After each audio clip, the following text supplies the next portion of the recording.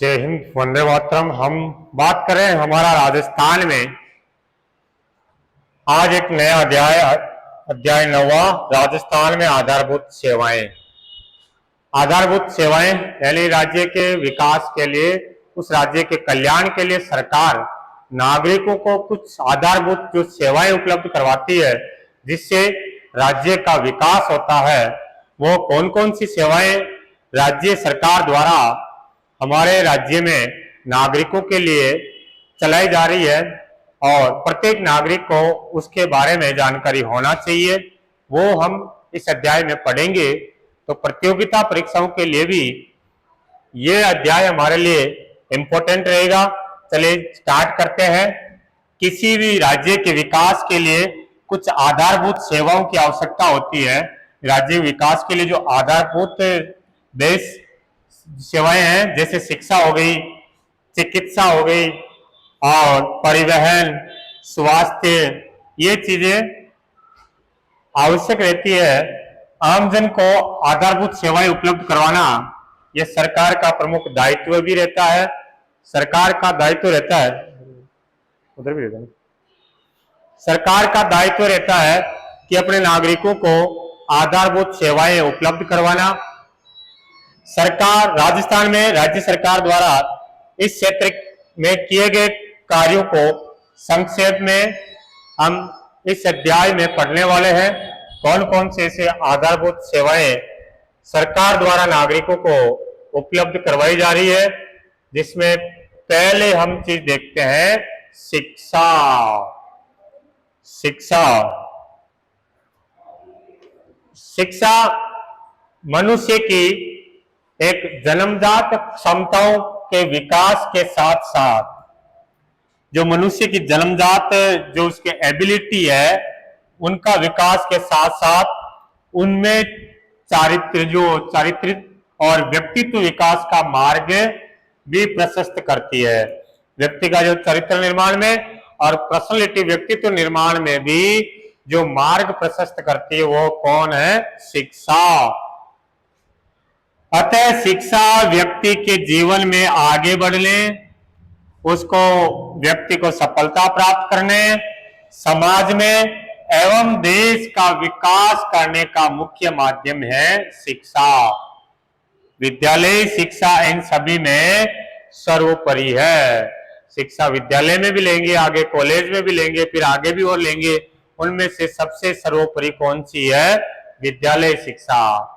राज्य सरकार द्वारा सभी बच्चों को शिक्षा प्राप्ति के अवसर सुलभ करवाने के लिए लगातार प्रयास कर रही है। कोई भी बच्चा शिक्षा से वंचित न रह जाए, इसके लिए राज्य में विद्यालय शिक्षा के लिए प्राइमरी स्कूल है, उच्च प्राथमिक विद्यालय है और साथ ही उच्च माध्यमिक विद्यालय भी चल रहे हैं।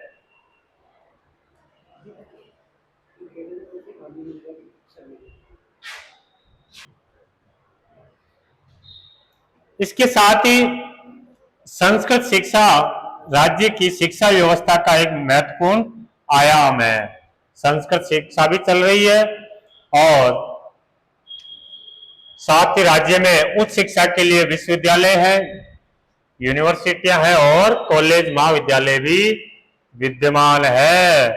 इसी तरह राजस्थान में तकनीकी, टेक्नोलॉजी, मेडिकल शिक्षा के संस्थान भी राज्य के अंदर विद्यमान है।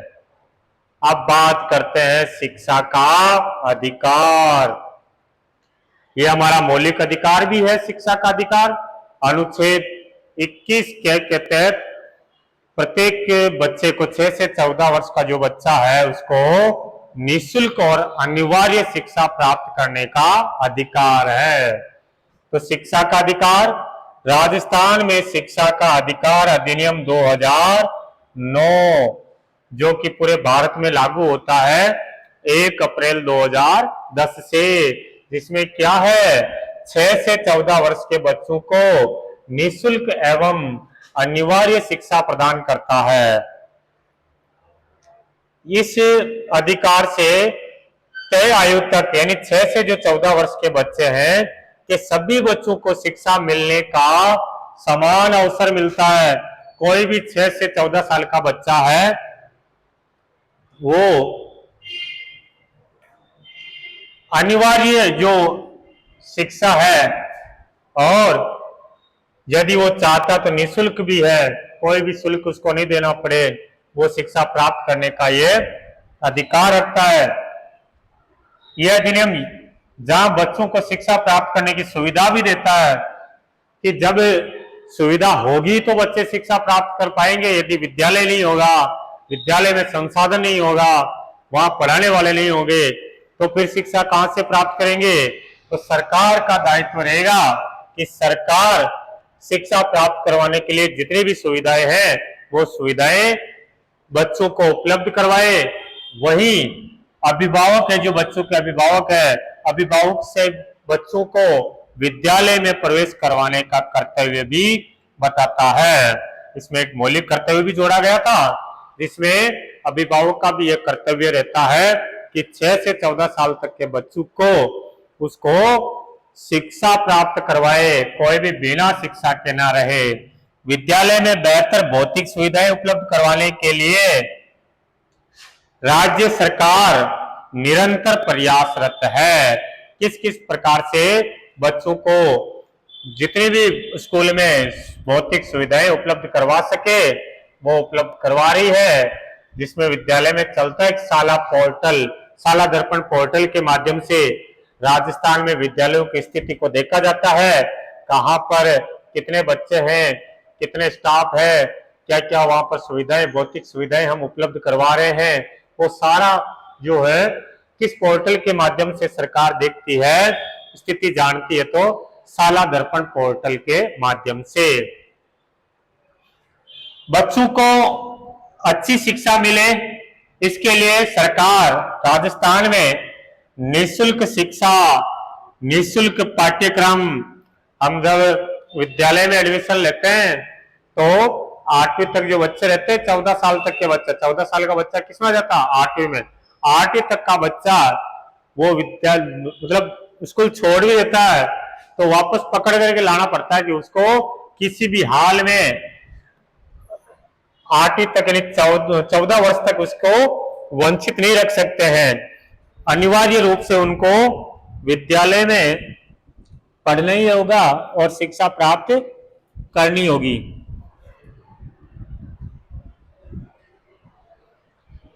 हाँ, निःशुल्क पाठ्य पुस्तकें दिलाई जाती है। सरकार उनको जो फर्स्ट आते हैं उनको पुरस्कार भी देती है, छात्रवृत्ति भी देते हैं। इसके अलावा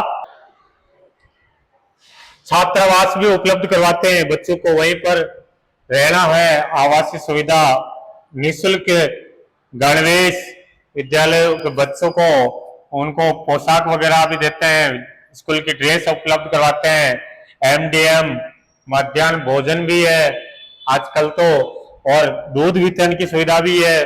बच्चों को सुबह सुबह उनको वहीं पर दूध पिलाया जाता है ताकि बच्चा को पौष्टिक तत्व वगैरह सारी चीजें मिले उनको। बेहतर परीक्षा परिणाम देने वाले विद्यार्थियों को राज्य सरकार द्वारा प्रोत्साहन भी दिया जाता है। जो बोर्ड की परीक्षा में अच्छा जो परसेंटेज लाते हैं उनको प्रोत्साहन भी देते हैं। बालिकाओं के लिए इंदिरा प्रियदर्शनी पुरस्कार, गार्गी पुरस्कार एवं प्रोत्साहन देना भी एक महत्वपूर्ण कदम है। यह सरकार प्रयास कर रही है ताकि हमारे शिक्षा गुणवत्तापूर्ण हो सके, सभी बच्चे शिक्षा प्राप्त कर सके। साक्षरता में हम देखें तो वर्ष 2011 की जनगणना के आधार पर राजस्थान की कुल साक्षरता जो है 61.11% है। 2011 की जनगणना के अनुसार राजस्थान की साक्षरता दर कितनी है सर, 67.11, जिसमें पुरुष साक्षरता दर कितनी है 79.19% और महिला साक्षरता दर कितनी है 52.12% है। कुल साक्षरता है 67.11%, जिसमें पुरुष साक्षरता दर है 79.19%, और महिला साक्षरता दर है 52.12% है। तो इस साक्षरता के आंकड़े भी आपको याद रखना है, प्रतियोगिता परीक्षाओं में ये पूछा जाता है। नेक्स्ट है स्वास्थ्य सेवाएं।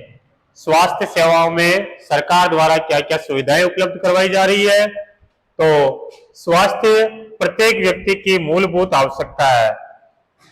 स्वास्थ्य का अर्थ है केवल शारीरिक स्वास्थ्य ही नहीं, बल्कि मानसिक रूप से, सामाजिक रूप से, बौद्धिक रूप से सभी प्रकार के स्वास्थ्य से होता है। इसलिए सरकार जनहित को ध्यान में रखते हुए नागरिकों को पर्याप्त स्वास्थ्य सुविधाएं प्रदान करती है। सरकार द्वारा सबके लिए स्वास्थ्य की संकल्पना को साकार करने और नागरिकों को बेहतर स्वास्थ्य सुविधा उपलब्ध करवाने की दिशा में प्रयास किए जा रहे हैं। कौन कौन से सुविधाएं उपलब्ध करवा रहे हैं जानते हैं, आगे देखें। तो स्वास्थ्य सुविधाओं में राजस्थान की जनता के स्वास्थ्य कल्याण के लिए स्वास्थ्य उपकेंद्र है, प्राथमिक स्वास्थ्य केंद्र है और उसके अलावा सामुदायिक स्वास्थ्य केंद्र खोले गए हैं। कौन कौन से केंद्र हैं? तो हमारे यहाँ पर स्वास्थ्य उपकेंद्र हो गए, प्राथमिक स्वास्थ्य केंद्र हो गए, सामुदायिक स्वास्थ्य केंद्र, ये सरकार द्वारा राज्य में खोले गए हैं।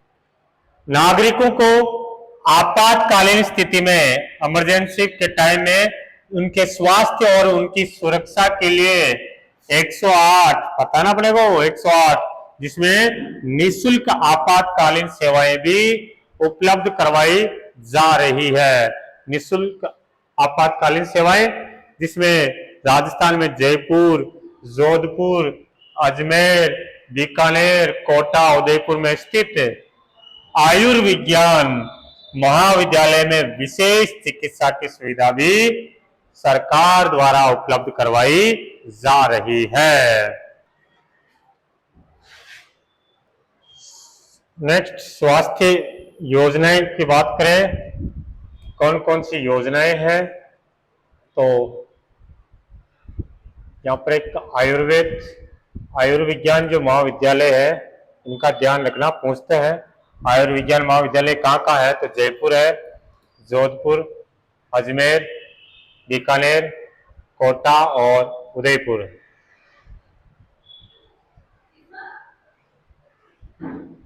नेक्स्ट बात करें हम, यानी भरतपुर को छोड़ कर, भरतपुर जो संभाग है उसको छोड़ करके सभी संभाग पर यह उपलब्ध है। स्वास्थ्य योजनाओं की बात करें तो राजस्थान में नागरिकों की स्वास्थ्य की कुशलता के लिए सरकार कई प्रकार की योजनाएं संचालित करती है, जिनमें मुख्यमंत्री आयुष्मान आरोग्य योजनाएं, मुख्यमंत्री आयुष्मान आरोग्य योजना, मुख्यमंत्री सहायता और जीवन रक्षा कोष, मुख्यमंत्री लाडो प्रोत्साहन योजना, मुख्यमंत्री निःशुल्क रोगी दवा योजना, मुख्यमंत्री निःशुल्क निरोगी राजस्थान जांच योजना, जननी सुरक्षा योजना और जननी शिशु योजना आदि कुछ उदाहरण है। ये योजनाएं कब कब शुरू की गई है, यहां से भी प्रश्न आता है, तो बाद में मैं आपको ये चीजें लिखवाऊंगा। अभी तो जो इसमें है वही चीजें बता रहा हूं, आपको अलग से आपको वीडियो मिल जाएगा जिसमें कौन सी योजना कब शुरुआत की गई है। इसी प्रकार राज्य में अक्षय रोग हो गया, मलेरिया, अंधता, आयोडीन अल्पता जो विकार है, एड्स आदि रोगों पर नियंत्रण और कुष्ठ रोगों के उन्मूलन हेतु कई राष्ट्रीय कार्यक्रम भी चिकित्सा, स्वास्थ्य और परिवार कल्याण विभाग द्वारा संचालित है। चिकित्सा, स्वास्थ्य और परिवार कल्याण विभाग चला रहा है। स्वास्थ्य विभाग के अंतर्गत औषधि नियंत्रण संगठन कार्य करता है, जो दवाइयों का विक्रय लाइसेंस और निर्माण लाइसेंस प्रदान करता है। जो स्वास्थ्य विभाग के अंतर्गत औषधि नियंत्रण संगठन कार्य करता है, जो जिनका काम क्या रहता है कि जो दवाइयां बेचने वाले हैं उनका लाइसेंस और दवाइयां जो निर्माण करते हैं उसका लाइसेंस देता है। इसके साथ ही प्रतिबंधित दवाइयों की सूची भी रखता है।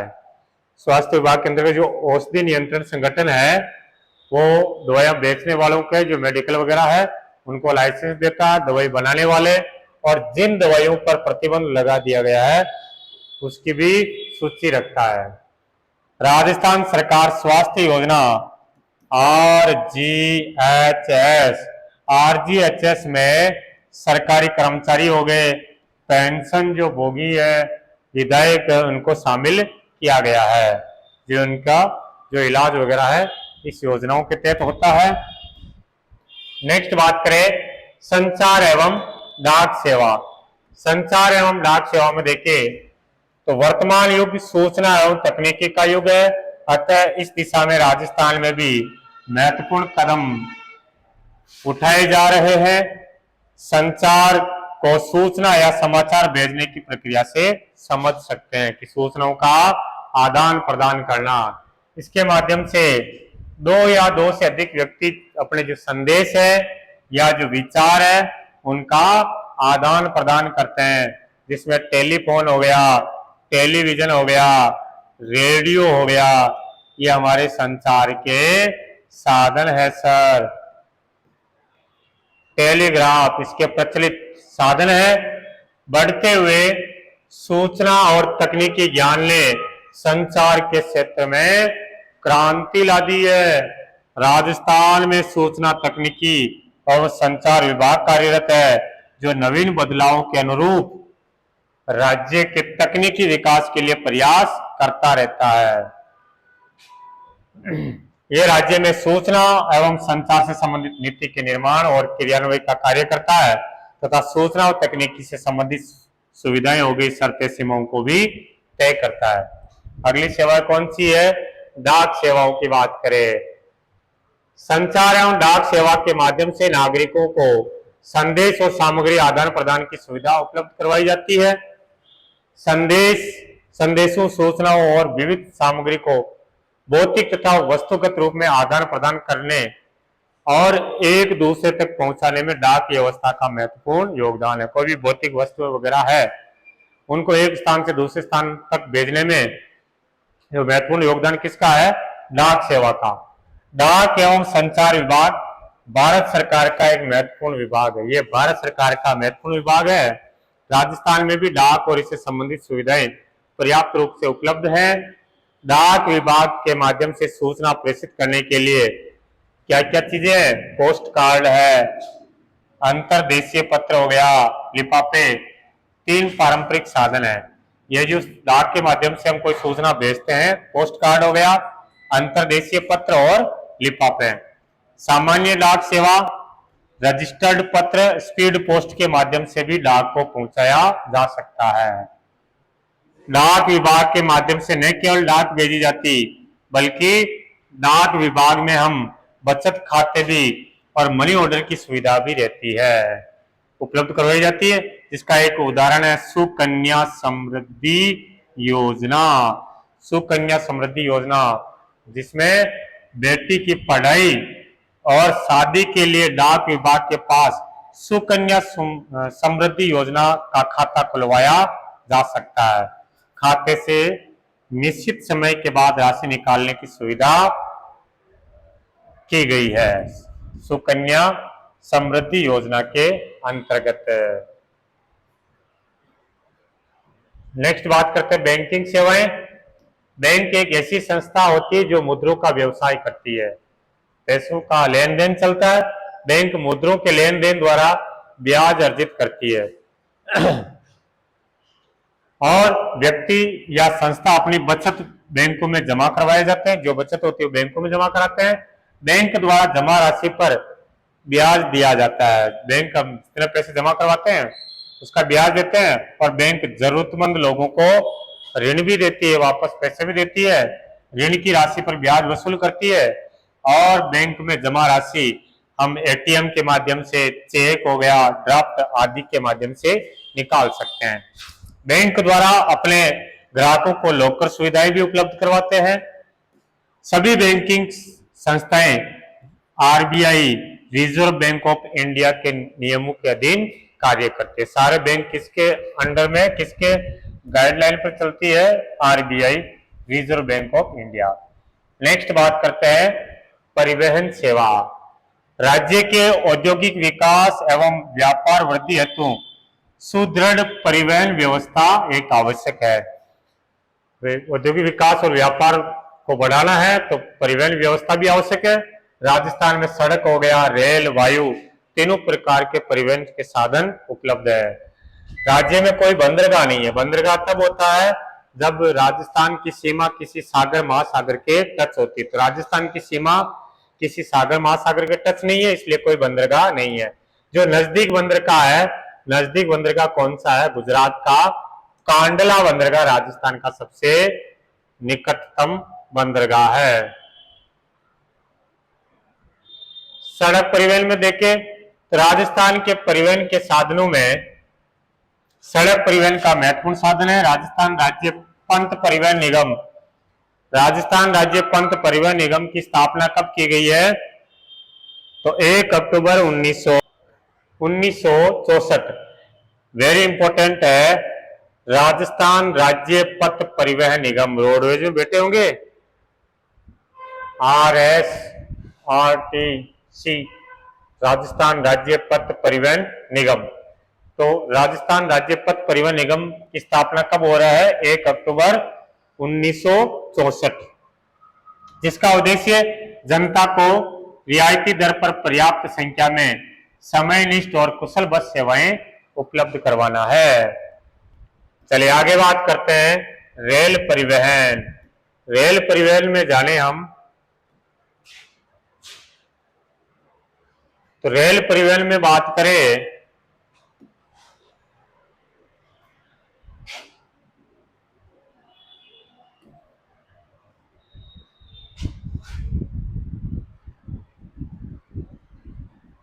रेल परिवहन जो है हमारे माल परिवहन और यात्री परिवहन दोनों की दृष्टि से महत्वपूर्ण है। कोई सामान भी इधर उधर लाना ले जाना है तो भी रेल इंपॉर्टेंट है, अच्छा साधन है, और यात्रियों के लिए भी।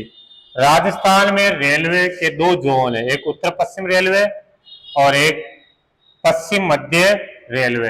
राजस्थान में रेलवे के कितने जोन है? तो हम बताएंगे राजस्थान में रेलवे के 2 जोन है, एक तो उत्तर पश्चिम रेलवे और दूसरा कौन सा है? उत्तर पश्चिम रेलवे। इसका मुख्यालय कहाँ है? तो इसका मुख्यालय जयपुर है। और पश्चिमी मध्य रेलवे जिसका मुख्यालय कहाँ है? जबलपुर एमपी में है। ठीक है, इस जबलपुर एमपी में कोटा राजस्थान का कुछ क्षेत्र है और उदयपुर यूपी का भी कुछ क्षेत्र है। तो राजस्थान का जो कोटा मंडल वाला है वो इस जबलपुर पश्चिम मध्य रेलवे में आता है। तो 2 जोन है, 5 मंडल है। 5 मंडल कौन कौन से? जयपुर, जोधपुर, अजमेर, बीकानेर एवं कोटा मंडल है। 2 जोन के अंतर्गत आता है और 5 मंडल है। भारत का सबसे बड़ा रेलवे मॉडल कक्ष कहाँ है? तो भारत का सबसे बड़ा रेलवे का मॉडल कक्ष उदयपुर में है, जो पश्चिमी रेलवे क्षेत्रीय प्रशिक्षण केंद्र में स्थित है। पश्चिमी रेलवे क्षेत्रीय प्रशिक्षण केंद्र कहाँ है? उदयपुर, जहां रेलवे का भारत का सबसे बड़ा मॉडल कक्ष है। जयपुर शहर में शहरी परिवहन की गतिशीलता को बेहतर बनाने के लिए जयपुर मेट्रो का संचालन किया गया। इंपॉर्टेंट है, जयपुर मेट्रो का शुभारंभ कब हुआ है? तो 3 जून 2015 को ये राज्य का पहला मेट्रो रेलवे सेवा है। नेक्स्ट बात करें वायु परिवहन। राज्य में जयपुर, जोधपुर, उदयपुर, कोटा, किशनगढ़, अजमेर में वायु सेवा से जुड़े हुए हैं। कौन कौन सा? जयपुर, जोधपुर, उदयपुर, कोटा और अजमेर, किशनगढ़। जयपुर का सांगानेर हवाई अड्डा राज्य का एकमात्र अंतर्राष्ट्रीय हवाई अड्डा। एकमात्र अंतर्राष्ट्रीय हवाई अड्डा कौन सा है? सांगानेर, जयपुर। बीकानेर जैसलमेर, सूरतगढ़, बाड़मेर, फलोदी, रातानाडा, ये जो हवाई अड्डे है भारतीय वायुसेना के अधीन है, ये वायुसेना के अधीन है। और नेक्स्ट बात करें हम